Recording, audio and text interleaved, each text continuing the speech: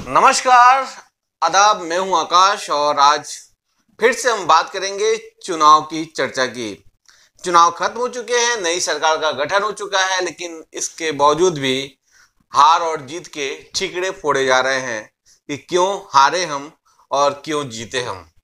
जी हाँ, ये हमारी बात नहीं बल्कि नेताओं की बात है। आज हम बात कर रहे हैं बढ़िया विधानसभा क्षेत्र के नीतीश जी के बहुत ही खास अति प्रिय सर श्याम बहादुर सिंह की, जो चुनाव हार चुके हैं और फिलहाल वो जदयू के नेता हैं, विधायक नहीं। विगत 15 सालों से उन्हें विधायक जी कहा जाता था। खास अंदाज में ठुमके लगाना, कुछ भी बोलना, ये उनकी आदतों में शामिल था। लेकिन अब वो अपने हार का ठीकरा फोड़ रहे हैं माइनॉरिटी पे।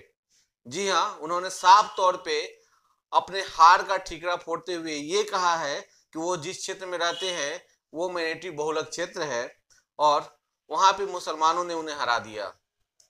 हम बात कर रहे हैं अगर मुसलमानों की, तो उन्हीं के एनडीए गठबंधन के एक नेता जिन्हें अनुरंजन मिश्रा लोग कहते हैं और इस चुनाव में उन्होंने काफी सहयोग किया था, वो हमेशा कहते रहे हैं कि बड़िया माइनॉरिटी बहुलक क्षेत्र नहीं है, ये श्री राम का क्षेत्र है, हनुमान का क्षेत्र है।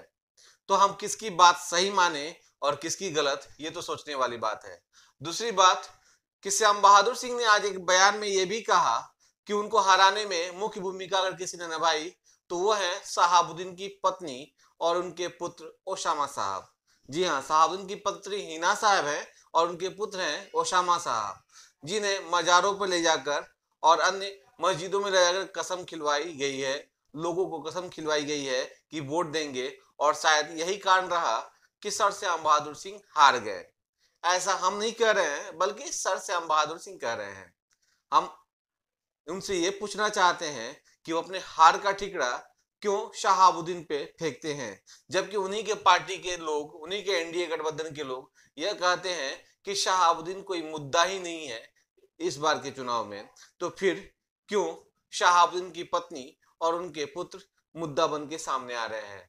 या यूं माने कि आज भी नीतीश जी के बहुत खास अति प्रिय सर श्याम बहादुर सिंह शहाबुद्दीन को एक बड़ा मुद्दा मानते हैं सिवान की राजनीति में।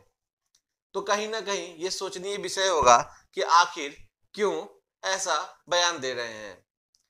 अगर बात उनकी हार की करे तो सर श्याम बहादुर सिंह ये क्यों नहीं सोचते हैं, ये क्यों नहीं कहते हैं कि जो उन्होंने चुनाव के दौरान खुले मन से अपने ही पार्टी के नेताओं, अपने पार्टी के ही सांसद या अपने ही पार्टी के लोगों को खुलेआम चुनौती दी थी, ये भी एक बड़ा कारण हो सकता है। सर श्याम बहादुर सिंह ये क्यों नहीं कहते कि उन्होंने खुलेआम अपने ठुमके लगाए थे, खुलेआम मीडिया के सामने अजीबो गरीब बयान दे रहे थे और खुलेआम चैलेंज कर रहे थे, ओवर कॉन्फिडेंस में थे। यह भी उनकी हार की कारण हो सकती है। तो कारण क्या है ये तो जनता जानती है और कारण क्या है ये खुद सर श्याम बहादुर सिंह जानते हैं। लेकिन इन सब के बावजूद भी अगर अपने हार का ठीकरा वो माइनॉरिटी को थोपते हैं तो निश्चित रूप से ये एक बड़ा फैक्टर है कि सिवान में आज भी माइनॉरिटी हावी है या फिर शहाबुद्दीन का सिक्का चलता है। तो सवाल बहुत सारे हैं और आज सर श्याम बहादुर सिंह के इस बयान ने यह भी साफ कर दिया है कि अभी वो हारे नहीं हैं, वो चुनाव फिर से लड़ेंगे। यानी 5 साल बाद जो उन्होंने वादे किए थे कि इस बार हमें समय दे दीजिए, एक बार और चुनाव लड़ना चाहते हैं और अगली बार आप लड़िएगा, यानी 5 साल बाद वो फिर से चुनाव लड़ेंगे। और जिन युवाओं को सामने आना चाहिए वो अब सामने नहीं आएंगे, यानी एक बार फिर से वो चुनाव लड़ने की प्रयास में है 5 साल के बाद। या हो सकता है कि बीच में कभी चुनाव हुआ तो उसमें फिर से वो अपनी भाग्य की आजमाइश करें। तो सवाल बहुत सारे हैं, उनके गठबंधन के लिए भी है, उनके पार्टी के लिए भी है, वहां के जनता के लिए भी है, जो उन्होंने आज बयान में बोले हैं। इन सवालों के मतलब क्या है, राजनीतिक मतलब क्या है, ये जनता बखूबी जानती है और खुद निकाल सकती है। हमने तो सिर्फ बातें रखी और उन बातों के पीछे क्या होता है ये बातें मैंने बताई। फिलहाल क्या कुछ कहा सर श्याम बहादुर सिंह ने, आप भी सुनिए और समझिए कि कैसे होती है राजनीति। प्रचार की बहुत सारे बड़े बड़े स्टार आके प्रचार किए, एनडीए की तो सरकार बन गई लेकिन आपकी हार हुई, आखिर क्यों किन वजहों से कहाँ कमी मानते हैं? अब कमी का हम मानता नहीं, चुनाव तो हारल में जरूर 68,000 वोट को कम ना होला।